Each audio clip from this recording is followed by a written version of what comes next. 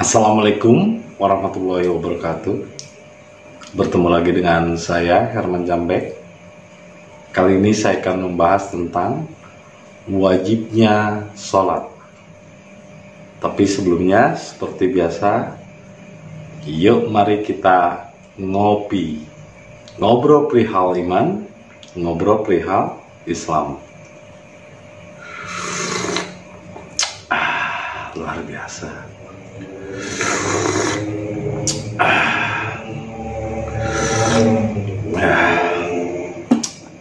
Ya, kita santai, jangan terlalu terburu-buru, dan jangan memahaminya dengan nafsu atau dengan keinginan yang cepat ingin tahu. Tartila, step by step, sederhana, jangan terlalu rumit. Jadi kalau Anda bertanya, apa itu kunci bahagia? Gus Dur pernah menjawab, kunci bahagia itu adalah jangan memikirkan sesuatu yang belum Anda ketahui. Terus nanya lagi, tapi bagaimana kalau misalnya saya memikirkan sesuatu yang sudah saya ketahui? Lah apalagi itu, ngapain juga kalau udah tahu dipikirin.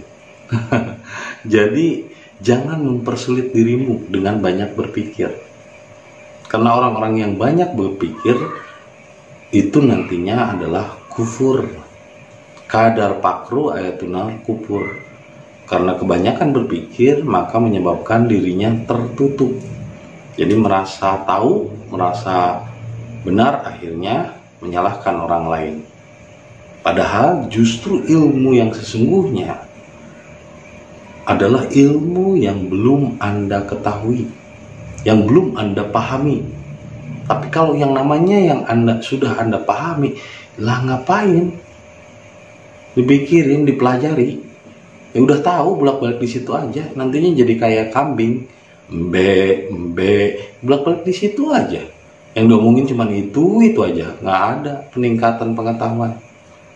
Nah inilah makanya saya akan menyampaikan tentang wajibnya sholat. Karena kebanyakan orang kan kebalik. Jadi sholat itu wajib. Nah kalau saya dalam hakikat kebalik, wajibnya sholat, bukan sholat itu wajib. Karena percuma orang melakukan sholat, wajib sholat, harus sholat, tapi nggak tahu wajibnya sholat itu apa.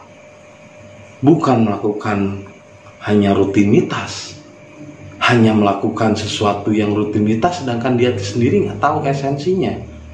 Seperti misalnya beliau mengucapkan assalamualaikum, assalamualaikum, tapi dia nggak tahu esensinya apa, sia-sia. Atau seperti embe, diulang-ulang, tapi nggak tahu esensinya apa. Maka di sini saya akan menerangkan tentang wajibnya sholat. Bukan sholat wajib, tapi wajibnya sholat. Wajibnya sholat itu apa? Kalau sholat wajib ya mungkin Anda udah tahu lah. Di masyarakat juga udah umum dan udah nggak aneh lagi gitu. Kalau misalnya saya menjelaskan tentang sholat itu wajib. Karena setiap muslim tandanya yaitu sholat.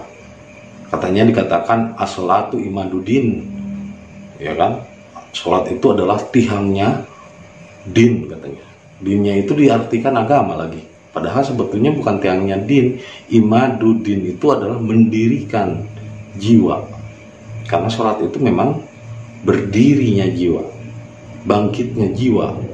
Aqimus sholat, makanya disebutnya juga dirikan sholat, bukan laksanakan sholat. Kalau melaksanakan kewajiban dan rutinitas, maka ayatnya tuh harus diganti menjadi bukan aqimuddin, aqimis sholat berarti, tapi laksanakan sholat. Tapi di ayatnya dirikan sholat, dirikan dengan laksanakan beda. Kalau berdiri berarti ada sesuatu yang sebelumnya tertidur. dari makna yang sesungguhnya, di mana orang hanya melakukan rutinitas tapi tidak tahu makna sholat yang sesungguhnya. Wajibnya sholat itu apa? Sholat itu sebetulnya wajibnya adalah terhubung antara jiwa dengan Allah, bangkitnya jiwa. Aqimu sholat, dirikan sholat. As-sholatu imaduddin, sholat itu adalah mendirikan jiwa. Mendirikan jiwa, bukan tiangnya agama, tapi mendirikan jiwa. Jiwa itu harus berdiri, harus bangkit dan kontak dengan Tuhan. Itu wajibnya sholat, adalah terhubung dengan Tuhan. Ini yang harus Anda pikirkan. Jadi wajibnya sholat adalah terhubung dengan Tuhan. Karena sholat itu sendiri dari bahasa Arab yang artinya adalah hubungan dengan Allah. Nah sekarang kalau Anda melakukan rutinitas, tapi ternyata Anda tidak pernah kontak dengan Tuhan, tidak nyambung dengan Tuhan, untuk apa Anda melakukan sholat? Kalau seandainya dalam sholat Anda tidak terhubung dengan Tuhan. Nah, wajibnya sholat itu kan terhubung.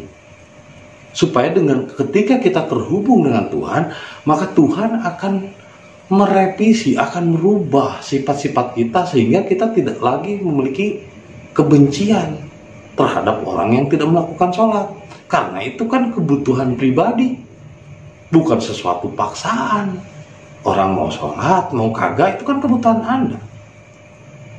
Itu kan memang, ibadah itu kan kebutuhan individu, kebutuhan dirinya, bukan kewajiban. Kalau ibadah dijadikan kewajiban, akhirnya ini menjadi seperti militer atau menjadi sekolah di mana harus dipaksakan orang. Seperti makan itu kewajiban atau kebutuhan sih? Kan kebutuhan. Orang kalau butuh, ya nggak usah kita maksain dia untuk makan. Kalau seandainya ternyata di rumahnya dia udah makan, pas datang ke rumah kita, ayo makan, pokoknya kamu harus makan. Ya kayak gitu memaksa dong. Jadi sholat itu bukan kewajiban, tapi kebutuhan. Yang harus Anda pahami adalah wajibnya sholat itu apa? Bukan sholat kewajiban. Wajibnya sholat itu apa? Wajibnya sholat itu terhubung dengan Allah. Sehingga ketika seseorang terhubung dengan Allah, maka amalnya atau hasilnya dia akan berakhlak baik atau berbudi pekerti yang baik. Disebutnya susila. Jadi susila atau akhlak adalah bukti dari seseorang kalau dia telah melakukan sholat dengan benar. Karena wajibnya sholat adalah terhubung dengan Allah sehingga membentuk budi pekerti yang baik atau susila. Itu wajibnya sholat. Jadi wajibnya sholat itu susila. Lalu kenapa kalau Anda melakukan sholat wajib, kok kenapa jadi benci sama yang nggak sholat? Jadi malah orang yang nggak sholat neraka katanya. Nah, neraka itu emang di mana, bro? Neraka itu bukan suatu tempat di luar dirimu atau sesuatu di luar nanti. Nah enggak, dunia ini neraka, bro. Kan Adam itu alam rahim. Ketika Adam memakan buah huldi, maksudnya huldi itu adalah buah pikiran. Ketika manusia sudah mulai berpikir, sudah tahu, disitulah dosa terlahir. Nah ketika Adam diusir dari surga, lah berarti lawan surga apa? Neraka. Berarti ketika lahir ke dunia, dunia ini adalah neraka, bro. Terus dikatakan kalau nggak sholat di neraka, ya emang mau yang sholat nggak sholat ya tetap di neraka, bro. Lu aja yang rajin sholat tetap di neraka. Dekat neraka di surga kan. Lu kalau sholat emang di mana sih? Di masjid. Nah, masjid di mana? Di dunia kan. Ya, neraka itu dunia, bro, bukan suatu tempat setelah mati nanti. Dulu saya pernah gitu sama guru bercanda. Kata guru, kalau kita berbuat baik di dunia, maka nanti kita akan mendapatkan pahala setelah mati. Katanya mendapatkan pahala. Kata saya nggak ngerti waktu itu, ngacung. Pak, kalau begitu berarti Tuhan ngutang ya sama manusia. Wah, dia ngamuk, Ustaz tuh. Goblok lu kan. Apaan sih maksudnya? Sini. Akhirnya saya ditampar sampai dikeluarin. Suatu saat setelah lama, ustadznya itu mulai sadar lalu nanya ke saya, maksud kamu apa sih ketika kamu nanya ketika kita berbuat di dunia, berbuat baik di dunia katanya? akan dapat imbalan dan pahala setelah mati. Terus tiba-tiba kenapa kamu memotong dan mengatakan bahwa Tuhan nganjuk kalau gitu atau ngutang? Ya iyalah Pak, jelas ngutang dong. Masalahnya di sini adalah kenapa Bapak mengartikan akhirat itu adalah kematian atau setelah tubuh mati, setelah Bapak mati. Akhirat bukan berarti kematian Pak, kata saya Pak Ustadz. Akhirat itu bisa 1 detik kemudian, 1 jam kemudian, bisa besok, bisa lusa, bisa kapan saja. Yang jelas kita belum merasakannya, belum sampai kepadanya, mau 2 jam atau 3 jam kemudian, itu akhirat Pak. Karena kasihan kakek saya itu petani, dia suka nanam jagung. Nah kalau akhiratnya dimaksudkan kematian, barang siapa yang menanam kebaikan, barang siapa yang menanam jagung, pasti akan tumbuh jagung. Kasihan masa panennya nanti nunggu setelah mati. Gimana yang petani yang nanam padi? Gimana yang petani yang nanam jagung? Kalau akhiratnya diartikan kematian. Akhirat di sini Pak bukan kematian, tapi akhir dari perbuatan. Nah sekarang saya nonjok Bapak jangan ngelawan saya ya Pak, kata-kata. Bapak nanti nunggunya balasannya nanti aja setelah mati. Saya mau nonjok Bapak nih, mau nonjok muka Bapak. Kata Ustaznya, enak aja, gua tunjuk lagi loh. Nah, berarti kan saya nonjok Bapak sekarang 2 menit kemudian, nggak nyampe 2 menit, 1 detik kemudian Bapak nonjok lagi ke saya. Nah itu akhirat Pak. Jadi apa yang saya perbuat balik lagi ke saya sendiri. Oh iya ngerti juga ya, benar kata Ustaznya. Katanya jangan bilang-bilang ke murid yang lain, katanya saya mau menggunakan apa yang kamu sampaikan. Nyontek, bisanya cuma nyontek tuh turut munding, katanya nggak bisa kreatif sendiri, punya pemahaman sendiri. Nah saya itu dari kecil, dari zaman pesantren aja udah unik sebetulnya, memiliki cara berpikir sendiri. Dan orang aneh, kenapa sih selalu dikaitkan dengan akhirat itu dengan setelah mati? Kiamat itu selalu dikaitkan kematian, padahal kiamat kebangkitan jiwa. Padahal yang disebut neraka ya di dunia neraka, surganya ya rasa kita tenang, damai, tentram. Nah ketika ada orang yang bilang barang siapa yang tidak sholat di neraka, ya emang di dunia lah. Yang sholat aja masih di neraka kok. Yang sholat aja masih di neraka. Bahkan ada ayatnya sendiri yang mengatakan wa makana sholatuhum inda baiti ila mukaan watas diatan padukul adzab bima kuntum takfurun. Dan sholat mereka di sekitar Baitullah dan menghadap Baitullah itu hanyalah tepuk tangan dan siulan, percuma, sia-sia. Maka rasakanlah ajab akibat kekufurannya sendiri. Jadi mereka yang suka mengajak neraka, kafir kepada orang lain, itu adalah tertutup pikirannya. Dan mereka hanya melaksanakan rutinitas tepuk tangan dan siulan tanpa tahu wajibnya sholat itu apa. Bukan melakukan kewajiban sholat, tapi wajibnya sholat itu apa. Wajibnya sholat itu terhubung dengan Allah. Nah untuk apa Anda juklek-juklek melakukan apa sih namanya itu? Saya tidak menyebut sholat, itu namanya ungked, tradisi Quraisy. Kalau seandainya tidak terhubung sama sekali dengan Allah, kan itu cuma simbol aja. Allahu Akbar, ini simbol menyerah. Kan kalau orang ditodong menyerah begini. Terus jaga hati, jaga pikiran, jaga hati, terus ruku, jaga nafsu, pikiran, hati, dan nafsu dijaga dan diserahkan sama Allah. Nah kalau misalnya kita melakukan rutinitas tanpa tahu tujuan, itu sama saja kayak orang yang lagi gergaji. Dia gergaji kayu aja terusin Mang. Saya tanya, Mang lagi ngapain Mang? Gergaji kayu. Iya gue juga tahu sih gergaji kayu. Cuman buat apa sih? Nggak tahu katanya. Saya diperintah oleh Tuhan aja untuk gergaji kayu. Orang bego namanya. Kalau dia melakukan rutinitas tapi tanpa tahu tujuan, wajibnya itu apa, untuk apa melakukan itu. Kalau nggak tahu tujuan dan makna yang sesungguhnya yang tuju, berarti Anda hanya melakukan rutinitas tanpa tahu tujuan. Ini jelas berarti ngambang, nggak punya tujuan, hidupnya nggak jelas. Nah, kalau punya tujuan, jelas kita bisa tahu wajibnya sholat itu terhubung dengan Allah. Karena sholat itu sendiri dari kata sholaya solu.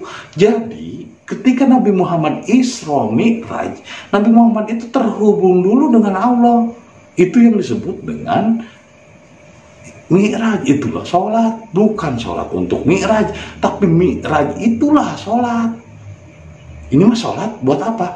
Pengen ketemu Allah. Ya ampun, sholat itu beserta Allah, meliputi dirinya, udah nyambung dengan Allah, sehari-hari udah senang dengan Allah.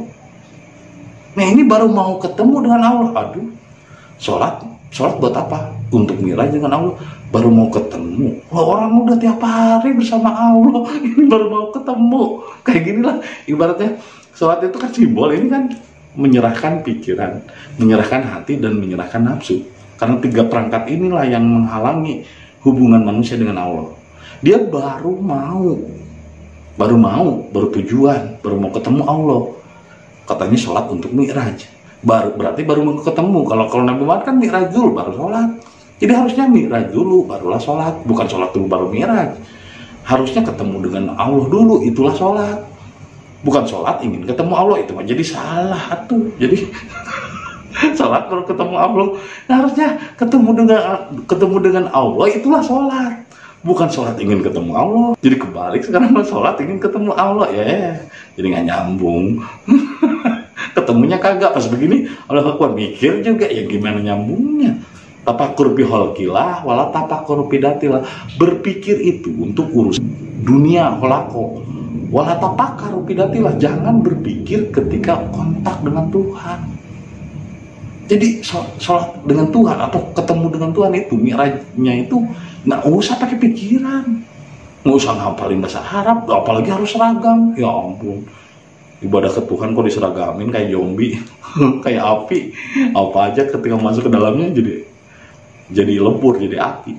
Nah, jadi ibaratnya kalau Anda sholat ingin ketemu Tuhan, ibaratnya Anda baca menu, itu kan simbol, itu baca menu, itu cuma simbol aja. Baca menu, cara membuat pizza. Tapi Anda belum tahu bagaimana rasanya pizza dan bagaimana bentuknya pizza. Ini orang syariat nih, ingin ketemu Tuhan. Jadi sholat itu untuk ingin ketemu Tuhan, tapi belum ketemu dengan Tuhannya, belum sadar dengan dirinya. Sholat itu apa sih wajibnya? Wajibnya itu kontak dengan Tuhan dan membentuk akhlak yang baik, sehingga tidak mudah mengkafirkan dan menuduh orang lain neraka, sedangkan dirinya penuh emosi dan taunya juga dia bukan dari Tuhan langsung, dari kitab lagi, kitab yang nulis kan manusia. Nah ini ibaratnya saya ingin tahu cara membuat pizza. Berarti kan sholat yang dilakukan oleh orang-orang yang beragama, bukan Islam ya, yang beragama Islam beragama, tapi kalau beragama saya pikir bukan Islam sih, cuman ngakunya aja. Tapi beragama itu agama sendiri kan. Nabi Muhammad tidak beragama, bro. Tuhan tidak beragama. Orang yang masih beragama berarti menganggap agama itu Tuhan. Jadi dia pasti bertuhan ke agama gitu. Dia menganggap ini cara membuat pizza. Tapi dia belum tahu bagaimana pizza dan rasanya.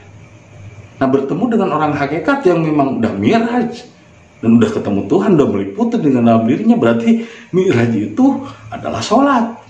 Orang ketika sudah diliputi oleh kekuasaan Tuhan di dalam dirinya, itulah sholat. Bukan tradisi begitu, itu kan cuma simbol. Itu kan okak, apaan sih?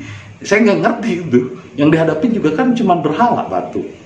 Dan saya juga nggak ngerti itu apa sih, kenapa orang melakukan itu gitu. Dan apakah karena mereka terlalu bodoh gitu? Seperti kambing yang seragam aja, semuanya gitu, seragam. Apa mereka terlalu bodoh untuk berpikir gitu, bahwa manusia tidak boleh untuk menyembah berhala? Udah jelas batu, gitu kan? Masa kita sembah batu? Kan Tuhan meliputi diri, lebih dekat dari ulat lehermu. Ngapain kita menyembah sesuatu di luar diri? Nah, kalau kita udah mengenal diri, udah mengenal Tuhan, Tuhan meliputi kok di dalam diri manusia. Nah kalau udah meliputi dengan Tuhan, gerak-geriknya udah bismillah, udah meliputi Tuhan dalam dirinya, nah itu sholat, ngapain lagi? Dan ketika misalnya dia memang akhlaknya baik, lah itu hasilnya sholat. Susila, berakhlak yang baik, berbudi pekerti yang luhur, itu udah melakukan wajibnya sholat. Bukan sholat wajib, tapi udah melakukan wajibnya sholat. Wajibnya sholat itu terhubung dengan Allah dan akhirnya membentuk akhlak yang karimah. Itu wajibnya sholat. Nah sekarang orang melakukan rutinitas itu cuma baca-baca simbol, cuma baca menu cara membuat pizza. Dan dia bilang, pizza itu begini, didebatin sama yang beda golongan dan beda pemahaman. debat. Sementara orang hakikat lihat itu lagi makan pizza. Mereka sedang, orang syariat sedang berdebat bagaimana caranya membuat pizza. Ya, orang syariat ini 2 golongan atau 3 golongan yang berbeda, 3 orang yang berbeda paham, berbeda golongan, sedang memperdebatkan bagaimana caranya membuat pizza yang enak. Oh, kurang ini, tambahin gula ini, tambahin pizza ini, tambahin keju lah. Cara membuat pizza itu begitu. Sementara orang hakikat lagi ngeliatin gitu, lagi makan pizza. Dan orang syariat sedang memperdebatkan menu caranya membuat pizza. Itu yang dilakukan orang syariat. Jadi sholat untuk mi'raj, sholat untuk ketemu Allah. Sedangkan orang hakikat kan dirinya saja sudah meliputi dengan Tuhan, udah berserta Tuhan. Ngapain lagi melakukan sholat begitu-begituan? Nah, sementara dia baru cita-cita ingin bertemu Tuhan, baru cita-cita ingin diridhoi Tuhan, lagi mencari ridho Allah. Seperti ikan lagi mencari air. Jadi akhirnya ya kita memaklumi, karena banyak orang yang melakukan kewajiban sholat tapi dia tidak tahu wajibnya sholat itu apa. Jadi banyak orang yang cuma baca menu 250 km menuju Jakarta, dibaca tiap hari. Sementara orang hakikat lagi di Jakarta, lagi di Monas, lagi duduk aja di Monas. Sementara orang syariat 250 km menuju Monas, 250 km menuju Monas, baru dibaca bro, belum nyampe. Kalau udah nyampe, kita tidak akan marah. Seperti saya melakukan latihan kejiwaan dengan cara berserah diri kepada Allah secara total atau kafah. Ketika saya melihat orang-orang melakukan praktek lain di luar saya, di luar kebiasaan saya, maksudnya di luar yang saya lakukan, ibadah itu menurut saya dan yang saya rasakan, ada perubahan pada diri saya adalah melalui latihan kejiwaan. Ada orang yang tidak melakukan latihan kejiwaan, apakah saya jadi benci? Ya ngapain juga saya benci orang yang nggak melakukan latihan kejiwaan? Atau ibadah untuk dirinya, kepentingan untuk dirinya, Tuhan aja nggak marah kok. Manusia mau ibadah ya nggak marah. Manusia nggak ibadah emang Tuhan marah? Enggak. Nggak ada kepentingan dari Tuhan. Lu mau ibadah mau kagak terserah lu deh. Lu rasain sendiri. Nah, sekarang orang mau latihan kejiwaan mau kagak ya bodoh amat. Bukan kepentingan saya kok. Yang penting saya fokus kepada diri saya sendiri. Dan saya sudah merasakan perubahan dari latihan kejiwaan. Nah sekarang orang melakukan sholat baru mau ketemu aja sama Tuhan. Sholat ritual, dan itu juga bukan kebiasaan Nabi Muhammad, itu ritualnya orang Quraisy. Li'ilafi Quraisyin ilafihim rihlatasi taiwasaib pal ya'budu robba hadal bait at'amahum min ju' wal khawf. Jadi apapun yang dilakukan mereka menghadap Baitullah atau berhala hitam atau batu, itu adalah kebiasaan orang Quraisy sejak dahulu sebelum Nabi Ibrahim lahir dan sebelum Nabi Muhammad lahir. Itu tradisi, kebiasaan, ya, bukan sholat sebetulnya, itu adalah tradisi. Nah mereka melakukan itu, kok kenapa jadi benci sama yang tidak melakukan hal yang sama dengannya? Kok jadi benci sama yang nggak seragam dengannya? Semua orang dipaksa untuk seragam nih. Ya ampun, bagimu agamamu, bagiku agama maksa. Bagimu agamamu, bagiku agama maksa. Jadi kalau lu punya pemahaman jangan maksa tong.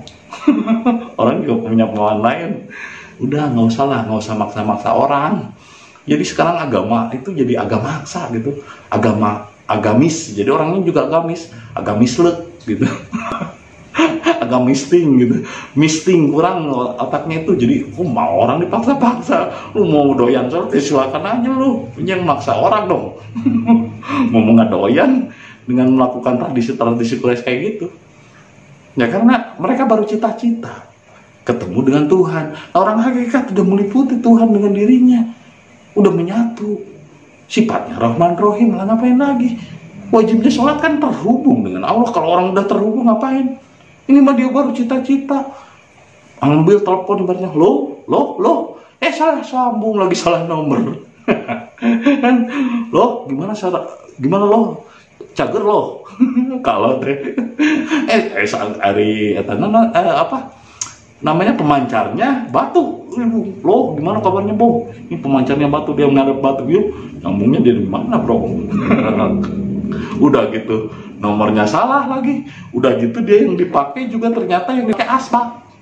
Ya asbak nggak bisa bro untuk nelpon Tuhan gitu, Jadi harus sesuai dengan kapasitas. Untuk kontak dengan Tuhan itu jiwa. Tidak bisa kita mengkontak Tuhan dengan pikiran. Kalau misalnya begini masih mikir-mikir, ya nggak akan kontak dengan Tuhan. Kapan kontaknya dengan Tuhan? Jadi wajibnya sholat itu adalah terhubung dengan Tuhan. Dan orang yang terhubung dengan Tuhan akan memiliki sifat akhlak yang baik. Jadi dia tidak akan membenci orang yang tidak sholat, atau tidak akan membenci orang yang tidak sepaham dengannya, karena Islam itu tidak memaksakan. Lu kalau memaksakan orang lain untuk sepaham denganmu, berarti agamamu adalah agamaksa, agamisle. Jadi agamisnya agamisle, pikirannya agamisle, agamisting. Cobalah berpikir sehat, jangan memaksakan orang lain. Wajibnya sholat adalah terhubung dengan Allah, dan hasilnya membentuk akhlak yang baik. Jadi tidak membenci orang yang tidak sholat, atau tidak membenci mengajab orang-orang lain yang tidak seragam denganmu.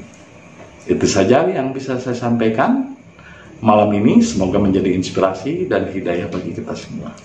Terima kasih atas kesetiaannya menonton video saya, dan saksikan video-video berikutnya. Assalamualaikum warahmatullahi wabarakatuh.